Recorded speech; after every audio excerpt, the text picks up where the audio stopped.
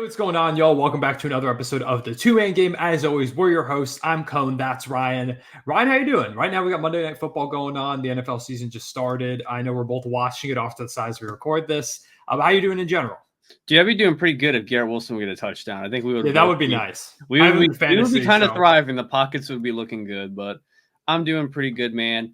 Just started dating my new girlfriend. She doesn't know anything about basketball, so I shout out her. She asked what we were recording, and I said we're recording about power forwards, and she thought I said power bottoms, and I said, "What do you think a power bottom is in basketball?" Very, very different. Very different thing. I was geeking so basketball. Hard. I was just like, "Yeah, you might got the wrong sport there, but we'll try to get her hip." So shout out to Mackenzie. That is not a tier list we'll be doing on this channel. Comment below if you want a power bottom tier list. Please do not comment. I think YouTube's going to flag the video. But yeah, we appreciate y'all tuning in as always. Yep, today we're ranking power forwards. This is the fourth video in our positional rankings. Same thing as always. S through F, it's relative to the position, and S tier power forward, although this case might be a little bit different because the power forwards are kind of stacked. There's some really good talent here, as you can see. This is the full list we have. But yeah, rankings are not based on where they rank overall in the NBA. It's just relative to the position. So just because someone is S here doesn't mean they would be S for a different tier list as usual. We're going to go ahead and rank them relative to each other too. So also for an F power forward, they're not an awful player, although maybe you put someone down there, we say they're awful, but just because they're an F tier doesn't mean they're horrific. It's just that they're towards the bottom of the power forwards. What other things do I need to say? Oh, if there's a player on here that you think is out of position or whatever, we've been going strictly off ESPN's depth charts to kind of keep it consistent, just what they're projecting right now. So for example, Chet Holmgren is on here, the power forward tier list. He might start at center this season. As a Thunder fan, I have no idea what our lineup is going to look like. They project that Hartenstein will start. I think it's going to honestly vary on a night-to-night basis, whether it's both of them starting, it's just Chet at the 5 and Hartenstein off the bench. I don't really know what it's going to look like, so I just thought I'd put him here because we're going to have Hartenstein's on the 5s, and that way we can just kind of go that way. But yeah, if you're looking for a player that isn't on this, they might be on our center tier list. They might have been on our small forward one. So you can go ahead and check those out. There was someone who commented last time and was like, where is this player? When I kind of put the disclaimer in the first few minutes of the video. So yeah, that's, I think, all the information you need going into this. People are just quick to comment, man. But we appreciate We appreciate that. We appreciate the attention to detail, though. Definitely comment a player we forgot to put on this list. You know, like where is Kyrie Irving? Why isn't he on the power forward tiers list? Everyone comment that. Build the engagement. Also, let us know down below in the comments, you know, who would you have in your S tier for power forwards? And by the time we get to the end of the list, let us know who you would have where, who was too high, who was too low. Leave a like and subscribe if you're on YouTube, if you're on Spotify. Rate 5 stars, download, come over to YouTube and watch the visual version. Because for these ranking ones in particular, it's probably a lot better to watch the visual version if you've got the opportunity to do so. And yeah, also the list is subject to change up until the end. We may change our minds throughout the video as we kind of get through it. If you have usually one of our other videos. Yeah. So I think that's about it, though. Let's go ahead and get into it. Starting off with Kevin Durant at the beginning. We have some that I think we're both going to agree where they go ahead and land. F tier. F tier, correct. Yep. Okay. Tobias Harris? No, I'm just kidding.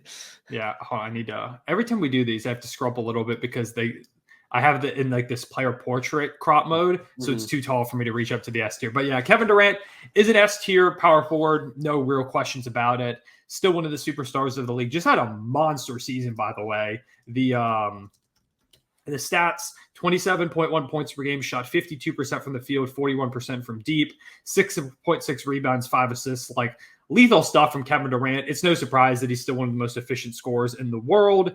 And yeah, he's just an all-around dominant scorer. It's what he's been his entire career. Still a top 10 player in the NBA, had a great Olympics run. I don't think anybody's questioning that Kevin Durant is S tier. I doubt anybody would. I'm with it. And then next up, we've got another S tier guy, Tobias Harris.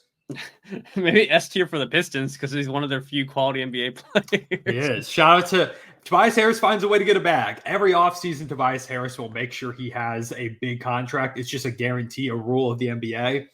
But Tobias is one of the weird ones where it's like he's not a terrible player. He has his moments. He just was nowhere near the contract that Philly gave him. And especially like in the playoffs, you know, that last game was really bad from him where he went scoreless. He's up and down. I think I'm going to go C for right now. I might be able to move him up to B. I was between B and C, but then I see some other guys I might want to put in B, and so we'll wait on it. But I think B tier could be justified. I think we might be being a little too harsh putting him in C, and this is coming from a Sixers fan. But let's leave him in C for now because I have, like I said, a couple guys I think I want to put in the B tier, and then we'll go from there.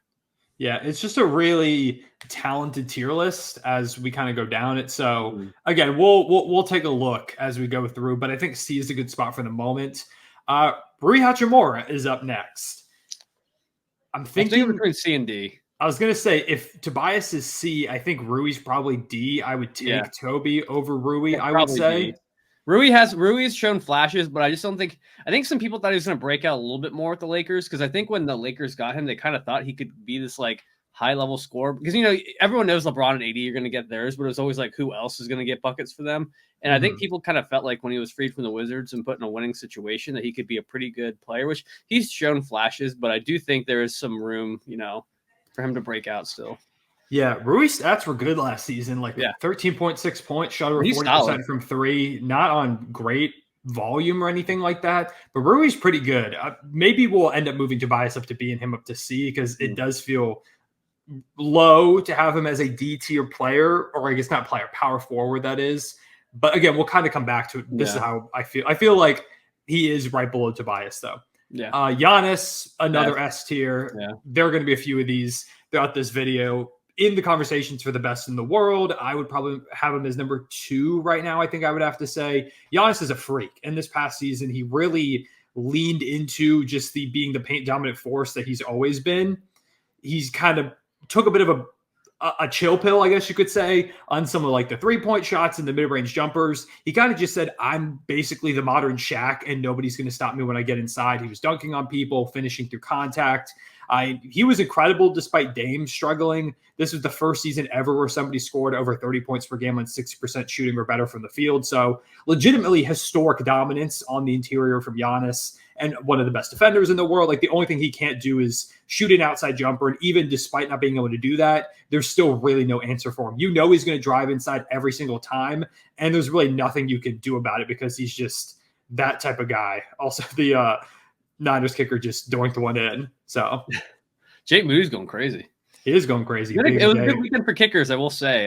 It was. Chris Boswell, the Texans kicker. There are some good weekends for kickers, or good games for kickers. I'm in an elimination league, and I had Fairbairn, the Texans kicker, on my team, and he was like the leading scorer for me for a lot of the weekend. Is it Brandon Aubrey or Braden Aubrey? The Brandon Aubrey. Brandon Aubrey. I was about to lose a fantasy matchup because he dropped like 25 points or whatever, but luckily Cooper Kupp had a generational game. I was so mad they didn't let that Mike McCarthy didn't let him try to kick that 71-yarder. He would have booted it. I'm convinced. That man cannot miss. Anyways, maybe we'll talk more football at the end, but and as the game goes on, we might make some comments. Evan Mobley is up next. I think I'm between A and B. I think B is probably good because I'm looking at some of these guys. There's some guys I have below S. I think Mobley defensively is up there, but I think the offense, we still are kind of missing that offensive potential. Because I know you were really high on Mobley, and I think you were very high. He was a big breakout guy for you, but I just think the offensive ceiling, we really haven't seen it yet. And I'm still not convinced that it's because he's playing next to Jarrett Allen, because I really feel like maybe the too big lineup maybe hinders his offensive potential just a little bit. But I don't know, man. What do you think? Yeah, I mean, the efficiency was great this season. 58% from the field, 37% from deep, which are both career highs, 15.7, which is just below last year. Better rebounding season for him, better playmaking. Like, he definitely continues to improve, but it's more incremental rather than this massive jump that a lot of players of his potential and his hype take throughout their career. I'm one of those people, as we get another ad, every single time I have to get rid of this ad.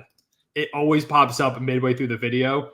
All right, I need to hack the mainframe again and see if I can do it. This is becoming a common occurrence.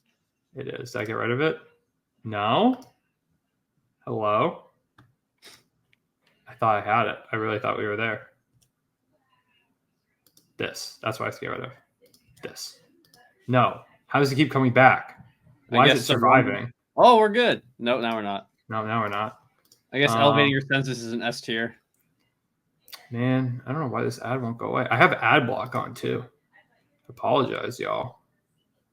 I have ad block just for this, and it will not go away. Can I go into no? Because if I go into presentation mode, this might mess me up. Man, technical difficulties, y'all. A lot of this might be cut out. Anyways, if you're seeing this, you're not seeing it. Why won't this go away? Is it that? There it is. Let's go. Okay. We're back. We're back. I fixed it. All right, now I got to zoom out a little bit because it got messed up. No, I don't want to zoom out, actually. That'll be fine. Yeah, I like that. Okay. So, but Mobley, I still do think the offensive jump is coming. It just hasn't happened yet. I'm a believer that this could be the year, but yeah, it might take until him and Jared Allen are kind of separate. You're pulling the Andrew Wiggins, where this is Andrew Wiggins' year. The Andrew Wiggins bounce back season. Yeah. I'm just such a big believer in Mobley. I do think the jump is coming at some point. It may take until he's able to play the center role, but Mobley is really good. I mean, he was a top 2, or was it top 2, top 3? He was top 3 depoy finisher in the league last season. As a second-year player, he was an all-defensive level guy this season. He didn't get on the team because he only played 50 games, so didn't qualify. But he is one of those guys that is going to make an unbelievable defensive impact. It's just, can the offense come around to the point where he is like that legitimate monster two-way player? Because I was one of the people that was like, oh, he could be like the next Anthony Davis. Maybe not quite to that level, because, AD is one of those players that is an all-time great. But if there is a player that could kind of fit into that mold as like this dominant power forward on both ends, Mobley feels like he could become one of the guys. It's just, a wait and see kind of scenario. Mm-hmm. Scotty Barnes is up next. I feel like he's also kind of a B, like right there with Mobley is what my thought process was. Do you feel differently? I'm just trying to think, because I feel like Scotty's really well-rounded, but I'm just looking at other guys I kind of want to put in A tier, and I don't know if he's quite there. Yeah, I feel like Scotty's B with Mobley, because Mobley's really dominant on one end, and the offense isn't bad. Like, it's fine. It's just nothing insane. Scotty definitely become more well-rounded, but like Mobley's got that elite skill where Scotty isn't quite there yet in one of those categories. Yeah. So I think I'm good to put Scotty here at B. I mean, they're both all-star caliber players. Mobley hasn't made it quite yet, but he is of that caliber, I believe. Scotty obviously has, he made it this past season. He really has evolved his game quite a bit. And I'm excited to see what Scotty can continue to do now that he's the focal point of the Raptors. They've put some interesting talent around him, some other young guys. It's going to take time for them to become like a really relevant team, but Scotty has so much potential. I just love those like do it all forward type of players. Those are guys that I really, really enjoy watching in the league. And Scotty is, of that caliber of guy. I'm still not convinced that he's not A tier, just because I feel like he is more well-rounded. I do agree with what you're saying about Mobley, having an elite skill, but I do feel like Scotty's is really, really well-rounded. So I'm interested as we put some more of these other guys in A tier. I wouldn't be shocked if Scotty moves up, but I think there are a number of guys. I mean, maybe we move everybody down, but there are a number of guys I'm looking at where it's like S tier, we're gonna have like a few superstars. A tier are like these all-star, all-NBA, or like more so all-NBA caliber players. There are going to be a number of them. Mm-hmm. But yeah, as we get further down the tier list, we're going to have to kind of have that conversation. Yeah. Rogers just do a dot to Lazard TD. There's a flag that might come back, but that's crazy. Aaron Rodgers now Lazard. What, defensive offsides? Yeah. Wow. Honestly, I bet Lazard's over on yards. I was so free. You knew this man was. That's why we knew he's going to feed his buddy. I dropped a pass first drive of the game. Okay. Because next up is Jaren Jackson Jr. Like, to me, he's an obvious A. I disagree. What? Really? With Jaren? He's all right, hear me out. What's the big difference between him and Mobley? I think I could argue Mobley is not too different than him offensively, and defensively they're pretty similar. No, Jaren is a better offensive player. You think? Yeah, I mean, he averaged 22 this past season. Like, the efficiency on a really crap team with no options. But I mean, like, if you put Mobley on that team, he's averaging 22. But I mean, Jaren averaged 18.6 points per game the year prior on, better three, or right around the same efficiency as Mobley. That's more points per game than Mobley's ever had. He averaged 3 blocks per game. Like, he's won that Depoy award. I think Jaren has to be above Mobley for right now. I think they're closer than you're giving him credit for, but I can see what you're saying. Mobley's not going to Jaren isn't like this monster offensively or anything like that, but he's much more capable than that Mobley, I would say. Like Jaren can have those games where he goes in there, and also he shoots a lot more 3-point volume. Like he shot 5.5 attempts this past season, 4.5 the year before. Like Jaren is a legitimate stretch big. Mobley knocks him down at a decent clip, but he's not shooting a lot of them. Is kind of my vision for that.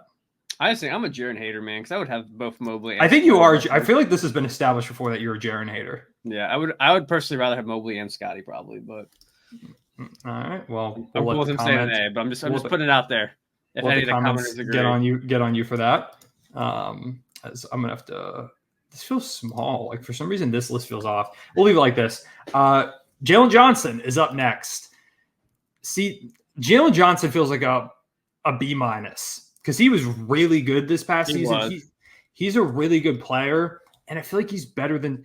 Do we move Tobias down to D? Because no, Tobias isn't that bad, man. Come on, this is from a Sixers fan. I think Johnson, the C tier, is fine, and it's not because Johnson's bad. He's just not as good as the people above him, but he is very solid. I guess so. I would definitely rather have Jalen Johnson on my team than Tobias Harris right now. But would you rather have Scotty and Mobley or Johnson? For sure, Scotty and Mobley, yeah. Okay, so then he's at C. Although this upcoming season, I think there's a big breakout. Yeah, I guess so. Jalen Johnson's just so good, man. He's so solid defensively. The 3-point shot was better this season. I think last year he was an MIP candidate. I think he's going to be one again. He might be my pick to win the whole thing because now that DeJounte's gone, I like that. I think he could average over 20 points per game. He could do it decently efficiently with Trae Young next to him. I'm a big Jalen Johnson believer. We'll leave it here for right now. There was part of that is thinking that I want to move Tobias down to D, but I won't go there yet. Keldon Johnson is up next. Keldon's a weird one. I think he's a D. Yeah, I guess so. Yeah. Like Keldon, it's hard to say because he hasn't been on like any competitive teams quite yet. I mean, he was on like, the end of the DeRozan era Spurs, but he hasn't really gotten a chance to be on any super competitive squad. So I just don't know what he can do in those contexts. But like Keldon he's just a really solid player. I think I do like him in D next to Rui Hachimura because he's good, but he doesn't quite bring some of the other highs that the others got. We were putting really trash players in D tier in some of these other positional rankings, and we're putting like players we both think are really good in the D tier just because there's power forward is like so solid. It's just such a solid position. Yeah.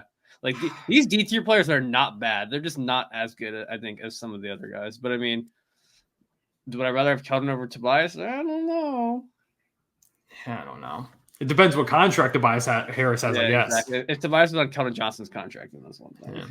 Yeah. Julius Randle, I think he's also an A. I was going to go A with him too. Yeah, I know the playoffs have been bad for him, but you can't deny the regular season production has been unbelievable from Julius Randle. I mean, last season, he only played 46 games because he was hurt, but he was an all-star, 24 points per game, 9.2 rebounds, 5 assists. Like, Randle's so solid. And before Brunson came there, became like the big playmaker for the Knicks. I feel like Randle was kind of going crazy on the dimes for a while. Like, he was kind of doing it all. He was. What was his average that one season? Yeah, he had 6 that one year. Where it felt like he was on triple-double watch, like he was prime Ben Simmons, Yeah, the MIP season, he was All-NBA second team. Like, even just last season, he was All-NBA third team.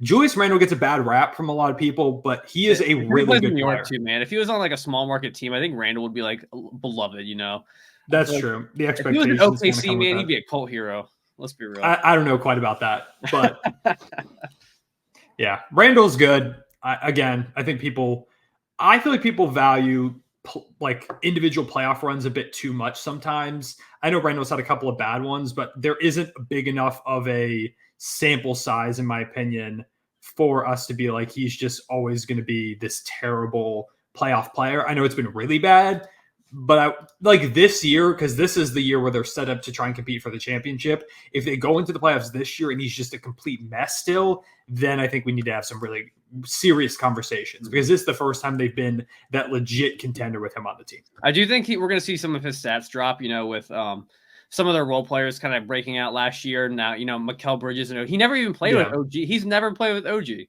So I don't think he ever got a game in it, I don't believe. Nope. But so I do, and I'm very interested to see how he meshes with this new squad. And I do think that is it an off chance where he doesn't mesh as well with the new squad as he probably could, and it could make his stock kind of fall. So I could see a world where Randall is not off the team this season, but by like next summer, say they go into the playoffs and he isn't very good, and the Knicks about in the conference finals or like the second round or something, I could see a world where Randall's they upgrade for a player that maybe fits a little bit better. But I do think like Randall's someone they needed last season in the playoffs because it was all Brunson trying to create shots and every now and again somebody else. They needed that extra shot creator, and that's what Randall brings to the table. Especially I think guys too when Robinson and Hartenstein were like against Embiid in that first round, and even further in the playoffs. I think we're going to see a number of lineups this season where it's Julius Randle at the 5, and it's Brunson, DiVincenzo, OG McHale, and Randall out there. I think we could see that. When you have all those wings and all that versatility, you can afford to have him at that 5. As long as you're not playing a team with a dominant 5 that might kind of abuse him a little bit. Mm-hmm. Like if you're playing a team that doesn't have Embiid or Jokic, I feel like you could get that lineup and be okay.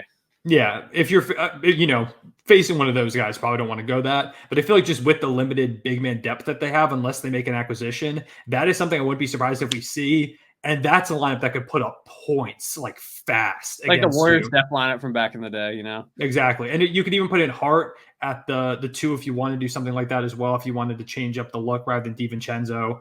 Yeah, I mean, it could be a lot of fun. I'm excited to see what the Knicks do. Also, we made this a very balanced beginning of the tier list with 2 in every spot but F. Caleb Martin is up next. Feels like another D. I was thinking C. You're thinking C? I don't know. I think because Caleb Martin he's a tough player to kind of gauge. The stats this past season, he wasn't great. He wasn't as good as he was the year prior, especially in the playoffs. Like he did have that amazing playoff run. But I think that like his numbers are right around what Rui and Keldon kind of bring to the table.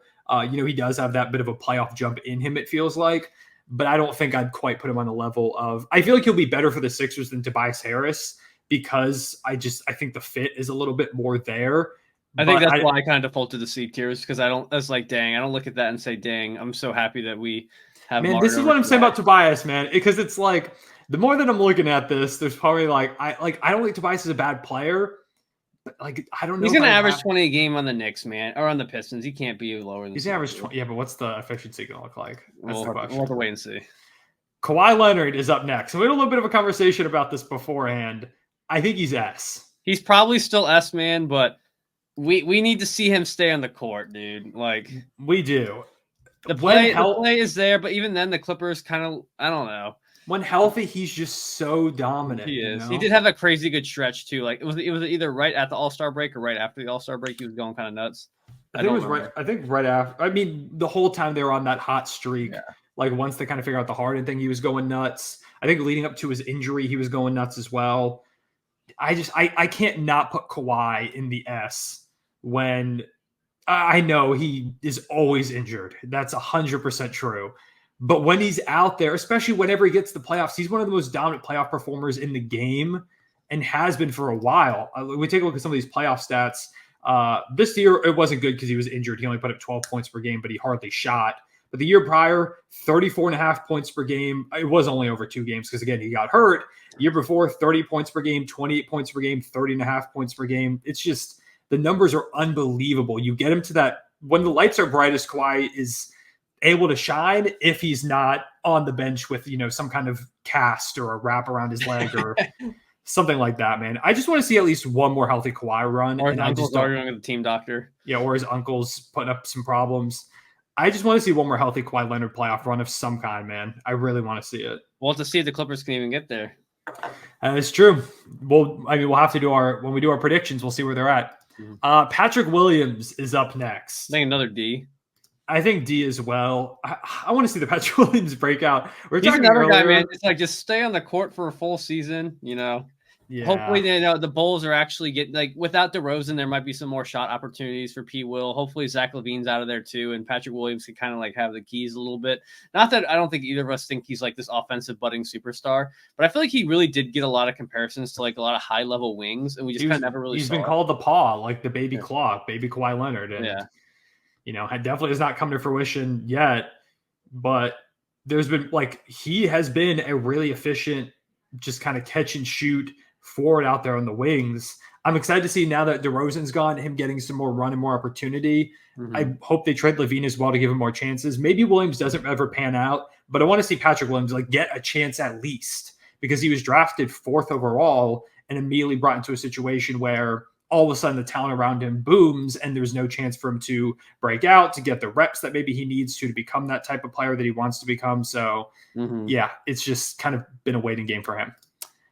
Chet Holmgren is up next. I'll let you go ahead and kind of give your opinion first. I was going to say B tier.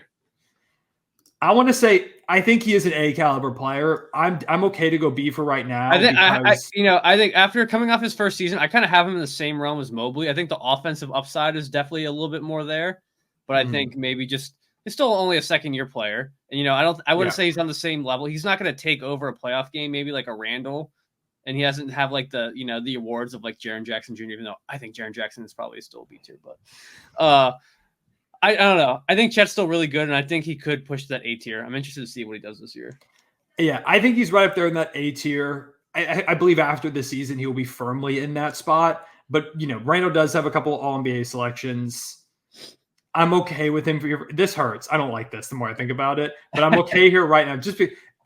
We're not supposed to project too much, by the way, for this tier list. We're trying to kind of just look at what's happened so far and do like maybe a little bit of projection. But I think this is okay. I can live with this. Even though I do believe Chet is better than Mobley. I believe he's better than Scotty Barnes, but I think that's a pretty good level to have the three of them on, I think. Yeah. Draymond is up next. I was thinking D. I think we still have to go C. He's still really good defensively. Just with the playmaking and the defense? Yeah, he's just really good defensively still. I mean, this season he also kind of shot the hell out of the ball. There were some games I remember like just watching like the box scores or the feeds of games, and it would just say like Draymond shoot. I'm like, what is going on? Yeah, I mean, he shot 2.3 threes a game, which is his highest mark since 2020, and he shot 39.5%. Like he was hitting threes, which is kind of crazy. But yeah, Draymond is still a very high impact player. The offensive overall upside is not there. But defensively, he's still good. He still impacts the game. He's still a good playmaker. And I mean, he did knock down his threes this past season. So yeah, I'm good with, I think C tier is a fine spot for him. Yeah. One of those players where the stat sheet's never really going to show the true value for his game. I can be down for that. Yeah. Dorian Finney-Smith is up next. Probably F. You think F? Yeah, he's a very solid role player. But those guys in D tier, I think could, offensively have moments like, I don't know. I feel like each one of them has more of an offensive ceiling. Dorian Finney-Smith's just a really good role player, but in like the grand scheme of like this group, he's probably the worst player we've talked about. Yeah, it was a bad year for DFS. 8.5 points per game, under 35% from three, not really 3 or D. Maybe he would be better in a winning situation. I don't think in Brooklyn that's a spot where a player of his like mold is going to ever thrive. But yeah, I think he's the worst player we've talked about so far. So yeah, and we've got to put someone in F. It's nothing against him, but I just think no like really, really good team is probably going to have him as like the focal point of like their offense. And like defensively, he's like still kind of like solid, but I don't know if he's as much of a stopper as he was in Dallas. No, this past season was rough. The foot speed's kind of just gone with him. Like, yeah, I do think DFS could still be valuable in the right situation, but I don't know if he's free him. Yeah, I don't know if he's really your starting power forward anymore. Let me scroll up a little bit because it's changing. Kuminga. I'm between C and D. I think I'm leaning C. I think the offensive upside is probably the best out of anyone in like those lower tiers. But I just think the inconsistency and like not having the clear role because he's still playing behind Steph. And then, this year might be a little bit different because, we don't have Clay anymore on the team. So I do think he is the second fiddle offensively behind Steph. But I think as of now, we kind of probably have to stick with the C tier. But I could see him, breaking out a little bit. And we just need to see if he becomes more of a complete player. I feel like he's very raw. Yeah, I don't know why, but he and Jalen Green remind me of each other just a little bit. I feel like just very raw talent. Raw, but insane flashes. He had some really great stretches. The big thing for him is the 3-point shot needs to come around. Last season, it was 37%. This year is 32%. Efficiency did go up. I mean, he did average 16.1 points per game. Like, this was a big year for Kuminga.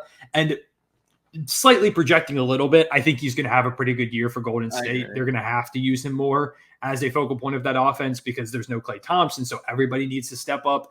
So yeah, I'm good with putting him here at C tier, I think. I feel like this is a fine spot for Kuminga. Okay. Jeremy Sohan is up next. I think I'm leaning D for right now. I'm thinking D as well. It's hard because he was put in a role last season that really terrible role. He's not a point guard. They tried to make him into that. And I respect that they tried to kind of make that happen, but he's not really a point guard. Defensively, he brings a good bit to the table.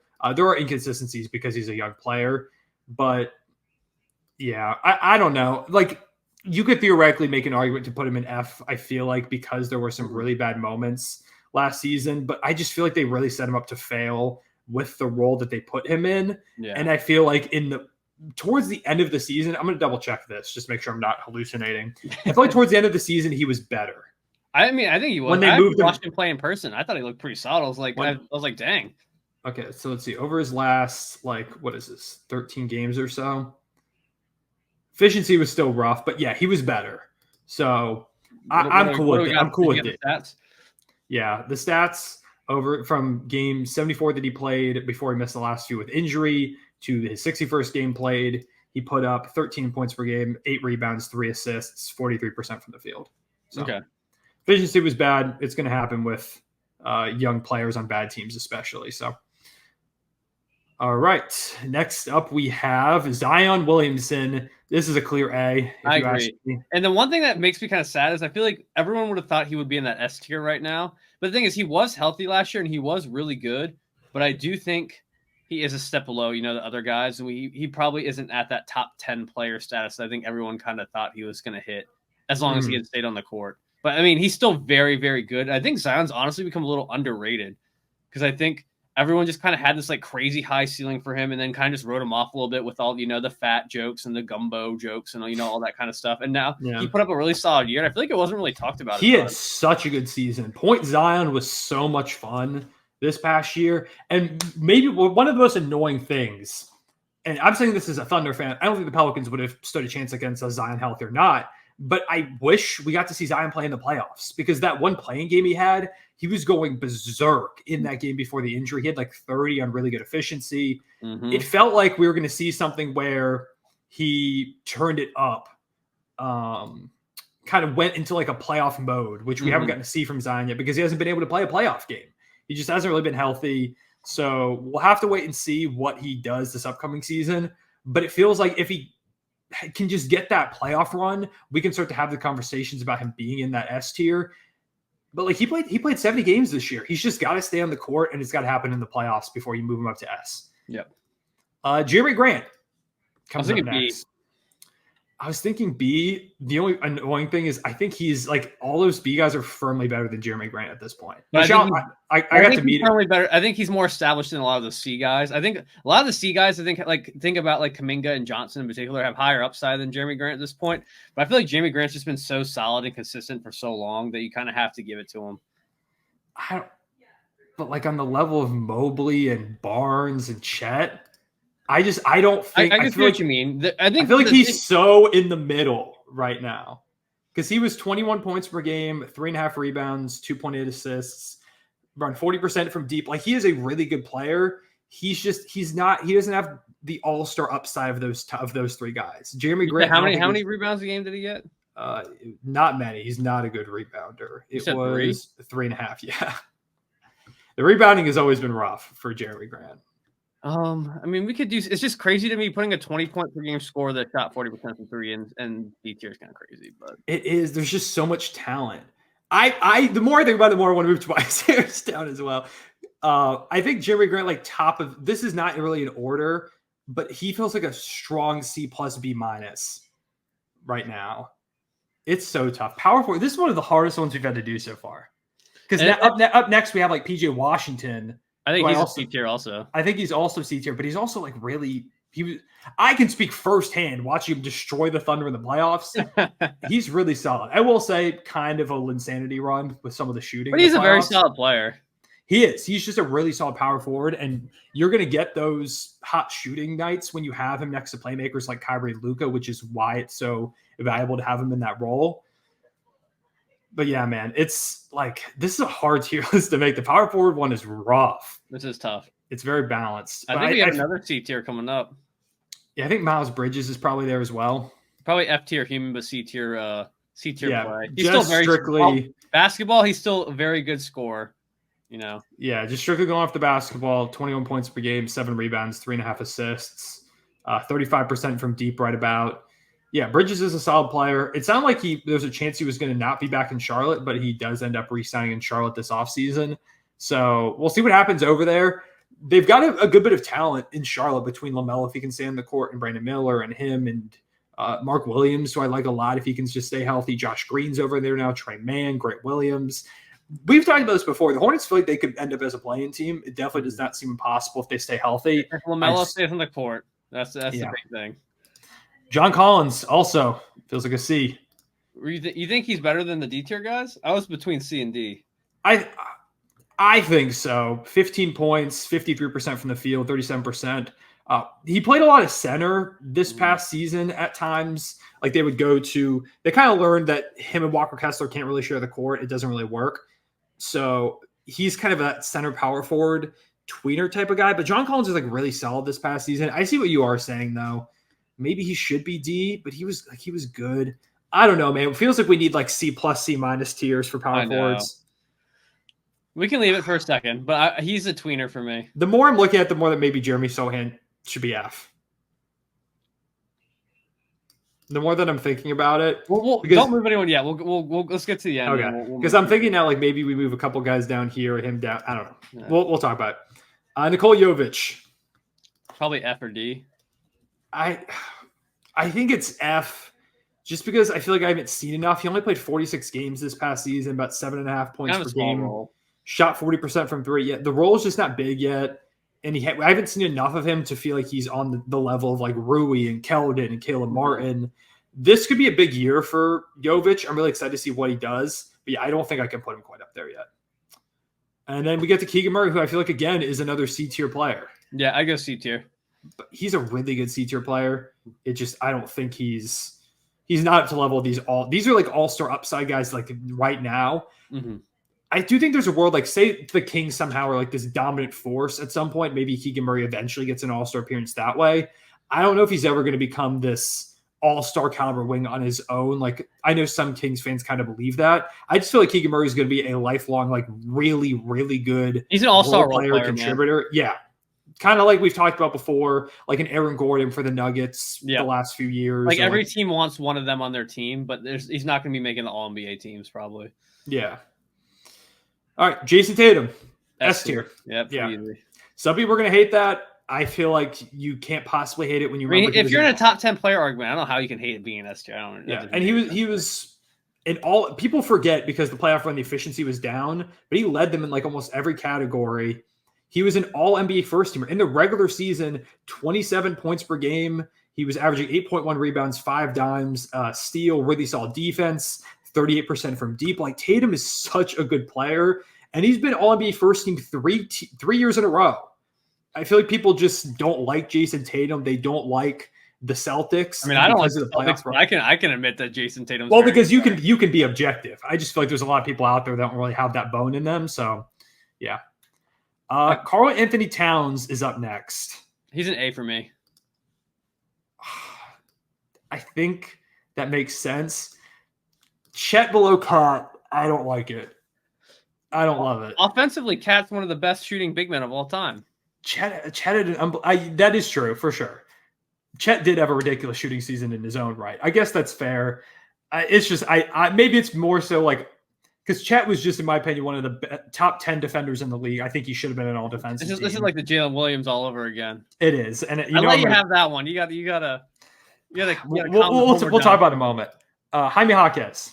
Let me know what you think about Jaime. Probably D. Yeah, I think D. He's a solid player. He's just not on the same level as those guys. Those guys in C tier are people that either are really good defensively or like an average 20 points a game.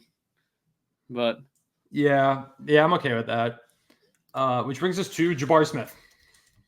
I think also D. I think I'm not very high on Jabari Smith. I don't think he's ever going to become a star. I love him as we were just talking about with Keegan Murray, where he's going to be that amazing role player on the team. I think that's Jabari Smith Jr.'s career as well. So he's going to more of a C then, but I don't think the offense has been there for him. He's not there quite yet. I think he will be. Keegan Murray's for sure better than Jabari Smith Jr. at this point, if you ask me. Oh yeah, I agree. But I do think that's coming for Jabari. Like, he just needs to keep growing as a defender. He's shown a lot of flashes. The 3-point shot ticked up this season, 36%, which was big. But yeah, he's not quite up to the level of some of these other players, I don't think. His versatility, though, it continues to rise. He just doesn't have quite the same outburst. He's not able to really generate his own shot quite like that yet. I don't know how much that's ever going to come along, but it will come along at least a little bit. And I do think eventually Jabari Smith Jr. will be one of those like S-tier role players. You just kind of got to give him time. Mm-hmm. All right. Aaron Gordon is up next. See, he's tough. Before we started making this video, I was kind of like looking at the players. He was someone in my head who was a B tier power forward just because I feel like he's like the best at what he does in terms of like being like this really good like glue guy power forward. But now looking at like what we've come to is probably a C tier. But I just think he's just so good at what he does, and I think he's a little underappreciated because when he was with Orlando, he was kind of in like a more of a high volume role, like he was more of a center point. Now he just kind of sometimes coasts with the Nuggets, but I don't know, man. Gordon's good. Yeah, I think Gordon's C as well. Man, the C tier. It was funny how balanced we were, and then the C tier was just filled out so crazily. Yeah, because they're all good players. None of them are bad, but they're just not like the top all-star players. So yeah, Siakam. I think an A. Yeah, I think Siakam's probably up there in that conversation. He had a great playoff run for the Pacers. Like he was really, really good. Yeah, I think I'm okay with A. I think A works for Siakam. He was so fun in Indiana. I'm happy he's back in a winning situation. I feel like he's a player people forgot how good he was up until. I'm excited to see a full year of him with hopefully a more healthy Halliburton. Just because I feel like Halliburton was not really, looking like himself. Like if we get that first half of the season Halliburton with, end of the year Siakam in Indiana, that's gonna be fun. It's going to be really fun. The Pacers were already one of my most anticipated teams last season, especially after they got Siakam. They were on my lead pass like every single night. This is going to be another one of those years. And then Paolo Banchero. I was thinking A. Yeah, I think A's probably solid for Paolo. I think he's just a step above. I just think he's a step above those B tier guys with the way he kind of takes over the game for the Magic. Like it was pretty much like the Paolo show a lot of the time, just because I feel like with the Magic's like spacing and they had a couple offensive black holes. Sometimes it just felt like whenever I'd watch the Magic, it was just Paolo trying to will them, to victory. And he just looks like he's a complete player. And that the more I'm thinking about, it, the more I kind of move him down to B. Paolo? Yeah, just because the efficiency is really bad. Like it's just bad. Yeah, 45% from the field, 33.9% from deep, 72% from the line. And I do think a lot of that is the spacing. I think the spacing's really bad, but also he was always getting mauled on when he was with the ball, man. You just don't have to you don't have to guard Jonathan Isaac or like nothing against Jalen Suggs, but he's not this killer on offense. They don't have shooters. You have to, you can kind of close in the paint and he kind of thrives in that area.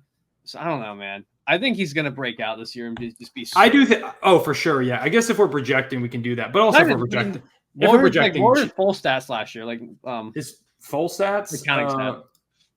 22.6 points per game, 7 rebounds, 5.4 assists.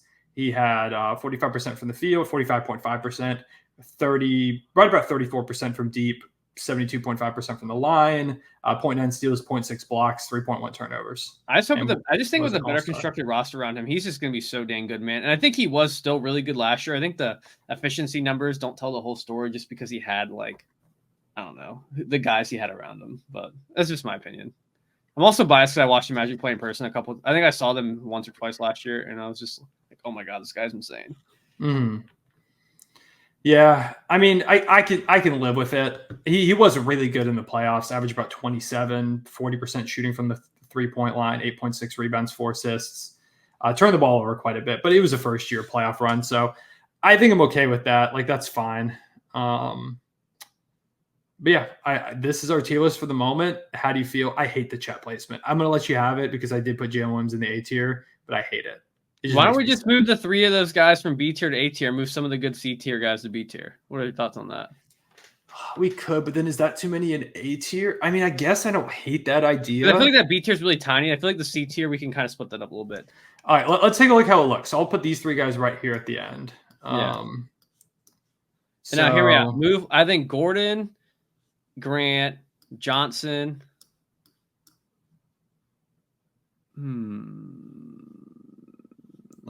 I think Collins is good there. I think Tobias is good there. I think Draymond is good there. And then what do you think about Kuminga, Murray, and Washington? Those are the 3 I'm not sure about. Keegan, I could consider moving up. This year for Keegan was weird. It was a little bit of a down shooting year. I guess he only had 1 season, so it's hard to say that necessarily. Yeah, I don't know if I'd move him quite up to B yet. Yeah, I mean, maybe I would consider moving Draymond up to B just because the defense is still there. But I don't know. Well, PJ or Bridges? PJ, it's hard to say because the regular season was rough for him, but he did do really good in the playoffs. Although the playoffs, it was mainly that Thunder series because he shot ridiculous, but shot overall only 34.8%. I don't think he's up to the level. I think I would rather have those 3 guys in the B over him. Okay. But then I feel like our B tier is back to being tiny now. It went from like big C tier to big A tier. I mean, which I think does reflect the talent because there is a lot of talent. Maybe Bridges. Like Bridges does average around 21 points per game. Efficiency is a little low, but a lot of that was without LaMelo playing. I don't hate Bridges up there. So like this is what it would look like. I don't hate this. Do we think any of those D tier guys are now on that C tier level because we moved some of the? I can't. Draymond is a weird one. For some reason, I feel like Draymond is definitely too low, and then there's part that's like he's not too low, and that this is going to be a regression season from him. I think it's fair for Draymond, man. I just think like the scoring is like, the defense is still pretty good, but I feel like I don't know. Yeah. Draymond's such a weird player to rank. Yeah, it's hard, especially because the Warriors were like. Also, we'll keep him in C just because he was out there punching people this season. Yeah. Like I was tempted to move Rui up. You think Kings fans are gonna be mad that we have Rui Hachimura on the same level as Keegan Murray? It might be. Yeah, Keegan. I think this is maybe fine. You don't think Keegan's up there with the B guys? He's the only guy I'm kind of like. Him and PJ are the ones I'm like, on. Yeah. PJ is just like the Thunder series. He was nuts, but I don't know about like the rest of the playoffs were not great for PJ. He's a very inconsistent player. It feels like. Yeah, I don't know. I mean, I don't hate this the way we have it right now. I will say I definitely don't like it. I feel very conflicted. I think is the best way to describe it because there is just so much talent.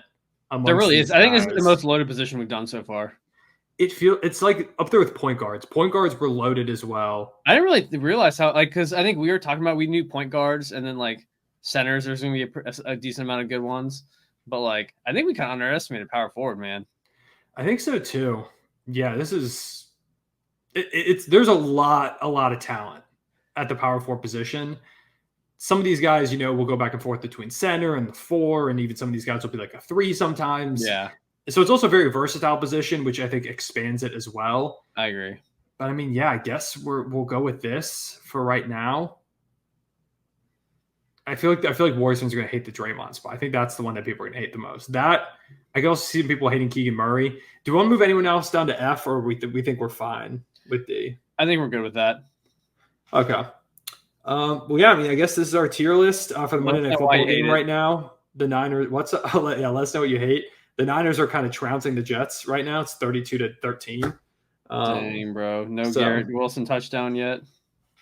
No Garrett Wilson. But the Jets just have the ball, and now they need to just it's Tyrod Taylor in the game now, not Aaron Rodgers. So they benched him? Oh no. They did bench him. That's tough. I think they don't want him to get hurt. Well, I am up $100 today on Betso, so that's kind of cool. There you go. Look at Ryan go. If Jordan Mason could get one more catch, it'd be up a lot of money, but it's okay. He's not getting. I need an Isaac Guerrero garbage time touchdown. I hate to tell you that's probably not happening. I don't think he even got in the game. I'm just hyped that I bet I knew Alan Lazard was going to get freaking 25 yards, bro. Aaron Rodgers loves that man. I should have laddered it. Well, he loved him on the first drive, and then he choked. Also, can we talk about how FanDuel? Hold up. Oh, never mind. I lied. Don't worry. Don't listen to me.